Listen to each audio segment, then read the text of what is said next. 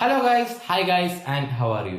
It's me, Blogger Kittu here with a new video guys. ഇന്നത്തെ video മറ്റൊന്നിനെ കുറിച്ചല്ല, ഒരു മൂവി റിലേറ്റഡ് വീഡിയോ ആണ്. ഒരു മൂവിയെ കുറിച്ച് എന്റെ എക്സ്പീരിയൻസ് ഞാൻ പറയാൻ പോവാണ്. Before taking the video I need to tell you something guys. എന്താണെന്ന് വെച്ചാൽ, അതായത് ഇപ്പോ നമ്മൾ ഒരു സിനിമ കണ്ടിട്ട് നമ്മൾ മറ്റുള്ളവരോട് അല്ലെങ്കിൽ നമ്മുടെ ഓഡിയൻസിനോട് നമ്മൾ പറയാൻ പോവുകയാണ്. അതിപ്പോ ഒരു പക്ഷേ നെഗറ്റീവ് ആവാം, പോസിറ്റീവ് ആവാം. അത് ആൾക്കാർ എങ്ങനെ എടുക്കുന്നു എന്ന് ഞാൻ നോക്കത്തില്ല. എനിക്ക് തോന്നുന്ന കാര്യങ്ങൾ ഞാൻ പറയും. അത് എങ്ങനെയായാലും കണ്ട സിനിമയുടെ കാര്യങ്ങൾ മാത്രം ഞാൻ പറയും കേട്ടോ. കാണാത്ത സിനിമയുടെ ഒന്നും ഞാൻ പറയത്തില്ല. ഇനി ഇത് അളിയാടാ നിനക്ക് അങ്ങനെ പറഞ്ഞാൽ പോരെ, ഇങ്ങനെ പറഞ്ഞാൽ പോരെ എന്നൊന്നും പറയുന്നത് എനിക്ക് ഇഷ്ടപ്പെടുന്നൊരു കാര്യമല്ല. പറഞ്ഞാൽ തന്നെ ഞാൻ അത് മൈൻഡ് ചെയ്യാറില്ല. ഓക്കെ, അപ്പോൾ നമ്മൾ സിനിമ കണ്ട് പറയുന്നതാണ് മര്യാദ. അല്ല സിനിമ കാണാതെ ചിലവന്മാര് പറയുന്ന കേട്ടിട്ട് എടാ അങ്ങനത്തെ സിനിമയല്ല ഇങ്ങനത്തെ സിനിമയാണ് എന്ന് മറ്റുള്ളവരെ കൊണ്ട് പറയിപ്പിക്കുന്നതല്ല കേട്ടോ. ഇപ്പൊ നിങ്ങൾക്ക് കാര്യം പിടിയിട്ട് കാണും എന്താണ് ഞാൻ പറഞ്ഞു വന്നതെന്ന്. ബ്ലൂ സ്റ്റാർ എന്ന് പറയുന്ന സിനിമ സ്പോർട്സ് റിലേറ്റഡ് ആയിട്ടുള്ള ഒരു മൂവിയാണ്. അതിൽ അഭിനയിച്ചേക്കുന്നതെന്ന് പറയുമ്പോൾ ഓമൈ കടവുളെ അല്ലെങ്കിൽ സഭാനായകൻ, ലേറ്റസ്റ്റ് ആയിട്ട് ഇറങ്ങിയ സഭാനായകനാണ്. അതിന് മുമ്പുള്ള മാസ്റ്റർ പീസ് ആയിരുന്നു ഓമൈ കടവുളെ. ഇതിലെ നടനാണ് ഇതിലെ മെയിൻ റോള് വഹിക്കുന്നത്. കൂടെ ഒരാളൂടെ ഉണ്ട്. അത് ആരാണെന്ന് പറയുകയാണെങ്കിൽ, മാസ്റ്റർ സിനിമയിൽ നിങ്ങൾ എത്ര പേര് നോട്ടീസ് ചെയ്തു എന്ന് എനിക്ക് അറിയത്തില്ല.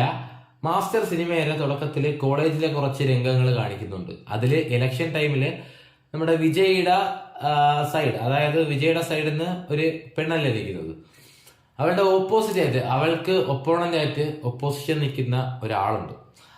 അവരാണ് ഇതിന്റെ നമ്മുടെ ഈ ഓമൈ കടവുള്ള നടന്റെ കൂടെ ഉള്ളത്. ഇത് ഒരു ക്രിക്കറ്റ് റിലേറ്റഡ് ഫിലിമാണ്. സ്പോർട്സ് നേരത്തെ പറഞ്ഞു, ക്രിക്കറ്റ് റിലേറ്റഡ് ആണ്. ക്രിക്കറ്റ് പ്രേമികൾക്ക് ഏറ്റവും കൂടുതൽ ഇഷ്ടം വരുന്ന ഒരു സിനിമയാണിത്. കാരണം ഒരു സ്റ്റേറ്റ് തന്നെ 2 ഗ്രാമങ്ങൾ തമ്മിൽ ഭയങ്കര അങ്ങോട്ടും ഇങ്ങോട്ടും അടിയാണ്. അത് ക്രിക്കറ്റിന്റെ ബേസ് ചെയ്ത് തന്നെയാണ് അവരെ അടി. പിന്നെ അവർ ടീം ഉണ്ടാക്കുന്നു, കളിക്കുന്നു, തോക്കുന്നു, വഴക്ക്, കളിക്കുന്നു, തോക്കുന്നു, വഴക്ക് ഇങ്ങനെ സിനിമ പോകും. സിനിമയില് റൊമാൻസ് അല്ലെങ്കിൽ ലവ് ഒക്കെ ഉണ്ടോ എന്ന് ചോദിച്ചാൽ ലവ് ഉണ്ട്. പക്ഷേ അവിടെ ചില സർപ്രൈസസ് ഒളിഞ്ഞിരിക്കുന്നു. സംഭവം നല്ല സൂപ്പറായിട്ട് എടുത്തിട്ടുണ്ട്. സിനിമ നന്നായിട്ട് എടുത്തിട്ടുണ്ട്. അതായത് ഈ ഗ്രാമത്തിലുള്ള ആൾക്കാർക്ക് കൂടുതൽ റിലേറ്റ് ചെയ്യാൻ പറ്റും ഈ സിനിമ. സിറ്റി ഏരിയ അല്ലെങ്കിൽ അർബൻ ഏരിയാസിലുള്ളവരെ കളിയാക്കാൻ വേണ്ടി പറയുമല്ല, പക്ഷെ എന്നിരുന്നാലും ഒരു റൂറൽ ഏരിയാസിലുള്ള ആൾക്കാർക്ക് ഏറ്റവും കൂടുതൽ ഇഷ്ടപ്പെടാൻ സാധ്യതയുള്ള ഒരു സിനിമയാണ്. കാരണം ഒരു നാട്ടിൻപുറത്തെ ക്രിക്കറ്റ് കളിയുടെ കാര്യമാണ് ഈ സിനിമയിൽ പറയുന്നത്. സംഭവം നല്ല സിനിമയെല്ലാം നന്നായിട്ട് എടുത്തിട്ടുണ്ട്. അതിന്റെ എല്ലാവർക്കും ഇതിന് എഫേർട്ട് എടുത്തതെന്ന് പറയുമ്പോൾ ഈ സിനിമ എടുക്കാൻ നല്ല എഫേർട്ട് എടുത്തിട്ടുണ്ട്. അത് നമുക്ക് സിനിമ കാണുമ്പോഴേ അറിയാം കേട്ടോ. ക്ലൈമാക്സ് ഒന്നും ഒരു രക്ഷയില്ല, പക്ഷേ നമുക്ക് അവിടെ ഇവിടെയൊക്കെ നമുക്ക് ജസ്റ്റ് പ്രെഡിക്റ്റ് ചെയ്യാൻ പറ്റും. അവസാനം ഈ ഒരു ഇതിൽ വന്നായിരിക്കും സിനിമ അവസാനിക്കുന്നത് എന്ന് നമുക്ക് തോന്നും. നമുക്ക് പ്രെഡിക്റ്റ് ചെയ്യാൻ പറ്റും. അതായത് ഇപ്പൊ വേറെ പ്രെഡിക്റ്റ് ചെയ്യാൻ പറ്റുന്ന ഏത് സിനിമയുണ്ട്? നമുക്കിപ്പം നേര് എന്ന് പറയുന്ന സിനിമയില് എനിക്ക് കുറെ കാര്യങ്ങൾ പ്രെഡിക്റ്റ് ചെയ്യാൻ പറ്റി. അതുപോലെ എനിക്ക് ഈ സിനിമയിലും കുറെ കാര്യങ്ങൾ തന്നെ പ്രെഡിക്റ്റ് ചെയ്തതെല്ലാം ശരിയായി. അതുകൊണ്ട് തന്നെ ഞാൻ പറയുകയാണ്, നമുക്ക് കുറച്ച് പ്രെഡിക്റ്റീവ് ആയിട്ടുള്ള ഒരു സിനിമയാണ്. എന്തായാലും വളരെ നല്ലൊരു സിനിമയാണ്. ഇതിന്റെ കൂടെ തന്നെ ആമസോൺ പ്രൈമില് ഇറങ്ങിയ മറ്റൊരു സിനിമയാണ് ഈഗിൾ എന്ന് പറയുന്ന ഒരു സിനിമ. അത് ഈഗിൾ ഗെയിമിങ്ങിനെ കുറിച്ചുള്ള സിനിമ അല്ല, പകരം ഒരു ആക്ഷൻ ത്രില്ലർ മൂവിയാണത്. ഞാൻ കണ്ടില്ല. തെലുങ്കോ കന്നഡയോ മറ്റോ ആണ് ആ സിനിമ. അത് കണ്ടില്ല. അല്ലെങ്കിൽ ആ സിനിമ കാണാൻ തുടങ്ങിയിരുന്നെങ്കിൽ എന്തെല്ലോ പ്രേമലു ഇങ്ങനെ കുറെ വാക്കുകൾ കേൾക്കുമെന്നല്ലാതെ എനിക്ക് മനസ്സിലാകത്തില്ല. സബ്ടൈറ്റിൽസ് ഇല്ലായിരുന്നു. അതുകൊണ്ട് സബ്ടൈറ്റിൽസ് ഇല്ലാതെ എനിക്ക് മനസ്സിലാക്കാൻ പറ്റത്തില്ല. അതുകൊണ്ട് ഞാൻ ആദ്യം തമിഴ് ഏറെക്കുറെ അറിയാവുന്നതുകൊണ്ടാണ് ഇത് പറഞ്ഞത്. അപ്പോൾ സിനിമ ഏതായാലും നല്ല രീതിയിൽ അവർ എടുത്തിട്ടുണ്ട്. ഫോക്കസ് പോകാൻ എനിക്ക് ഇഷ്ടപ്പെടുന്നില്ല കേട്ടോ. നല്ല പോസിറ്റീവ് റെസ്പോൺസ് തന്നെയാണ് എല്ലാ സ്ഥലത്തു നിന്നും അവർക്ക് കിട്ടിക്കൊണ്ടിരിക്കുന്നത് എന്നാണ് എൻ്റെ ഒരു പ്രതീക്ഷ.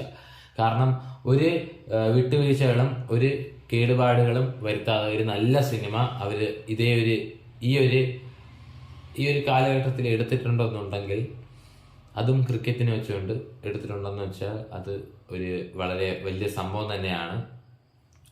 ഈ ഈ ഇതൊക്കെയാണ് എനിക്ക് പറയാനുള്ളത് പ്രധാനമായിട്ടും. അല്ലാതെ വെറുതെ ഓവറായിട്ട് വന്ന് ഇങ്ങനെ വ്ലോഗ് എടുക്കുന്നത് പോലെ ഇങ്ങനെ ഘോരം പ്രസംഗിച്ചുകൊണ്ടിരിക്കാൻ എന്നെ കൊണ്ട് വയ്യ. കഴിയുന്നതും നിങ്ങൾക്ക് ഈ സിനിമ ആമസോൺ പ്രൈമിൽ മാത്രമേ കാണാൻ പറ്റൂ. OTT പ്ലാറ്റ്ഫോമിൽ റിലീസ് ആയത് കൊണ്ട് ഒരു പക്ഷേ ടെലഗ്രാമിൽ നിങ്ങൾക്ക് ലഭ്യമായേക്കാം. കാണുക,